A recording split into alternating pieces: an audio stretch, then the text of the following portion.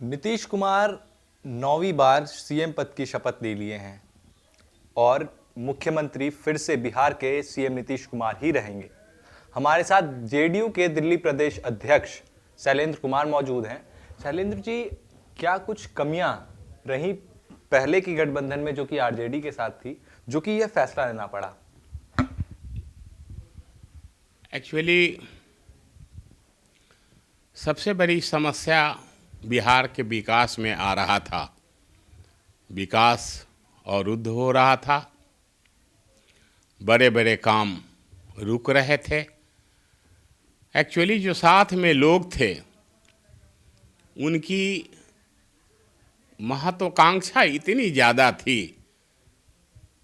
कि हमारे माननीय नेता उसको पूरा नहीं कर पा रहे थे। बहुत ज़्यादा महत्वाकांक्षी थे, उच्चाकांक्षी थे और बहुत जल्दीबाजी में कुछ करना चाहते थे जो संभव नहीं हुआ।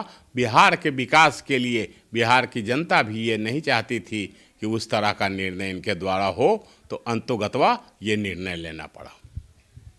नीतीश कुमार को किससे दिक्कत है? आरजेडी से दिक्कत है या कांग्रेस से?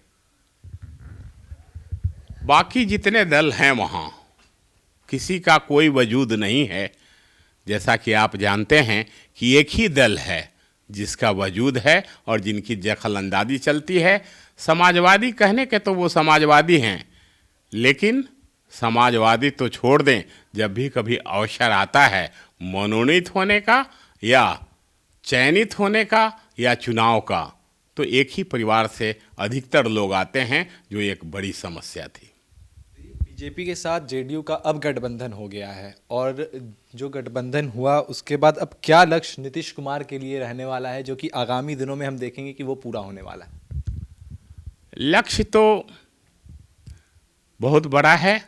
बिहार का विकास आपने देखा कि बिहार का विकास किस कदर उन्होंने किया है, कहाँ से कहाँ ला करके छोड़ा है। एक लंबी लकीर खींची है, उस लकीर को छोटा करना किसी के लिए आसान नहीं है। नीतीश कुमार आगे भी बिहार के विकास के लिए हर संभव सतत प्रयत्नशील हैं, हर संभव प्रयास करेंगे और एक दिन बिहार देश के सबसे नंबर 1 राज्यों में आएगा। ये आप सभी लोग देखेंगे। बीजेपी कहती थी कि नीतीश कुमार के लिए खिड़की दरवाजे बंद है। खिड़की खुला है या दरवाजा?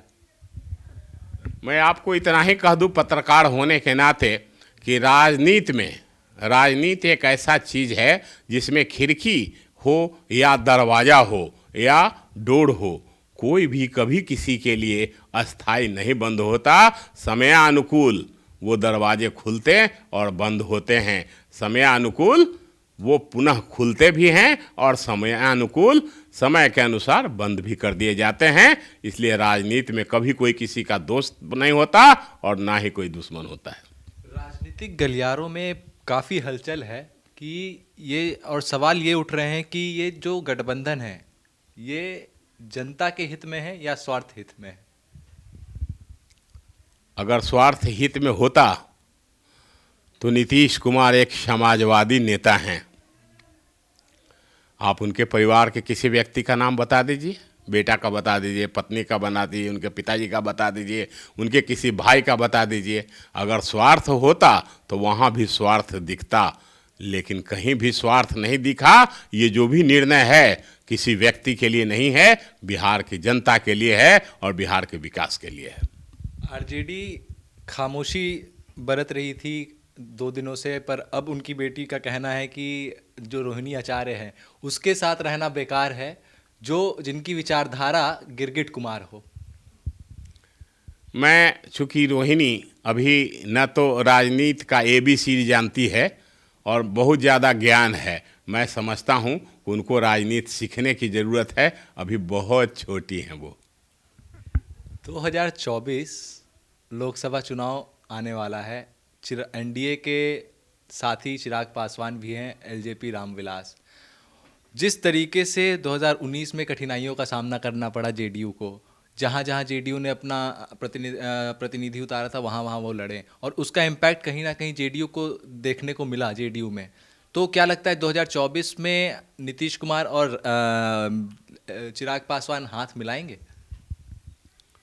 मैंने पहले ही आपको कहा कि राजनीति में कोई किसी का दोस्त नहीं होता और न कोई किसी का अस्थायी दुश्मन होता। अगर परिस्थितियां अनुकूल होगी, सब कुछ ठीक होगा तो चिराग आएंगे, अगर सब कुछ ठीक नहीं होगा तो चिराग जाएंगे भी। एक आखिरी सवाल, चाचा की क्या वजह, भतीजा की क्या वजह रही जो कि चाचा इतना नाराज हो गए? भतीजा जब कभी बेचैन हो जाए, अपने स्वाभिमान के लिए, अपने स्वाभिमान या लालच में इतना अंधा हो जाए कि चाचा का कद्र करना भी भूल जाए, तो शायद चाचा के लिए ये निर्णय आवश्यक हो जाता है। और ये निर्णय सही निर्णय है, उपयुक्त समय पर है और सही निर्णय है। लोकसभा चुनाव में 40 में से कितना सीट बिहार में? पहले बार तो 39 था, इस बार में 40 की उम्मीद कर सकते हैं आप। बहुत बहुत धन्यवाद। ये शैलेंद्र कुमार थे, जेडीयू के प्रदेश अध्यक्ष दिल्ली से। हमारे साथ इतना ही। कैमरा पर्सन विवेक के साथ ओमशील, एएमवी नेटवर्क, दिल्ली।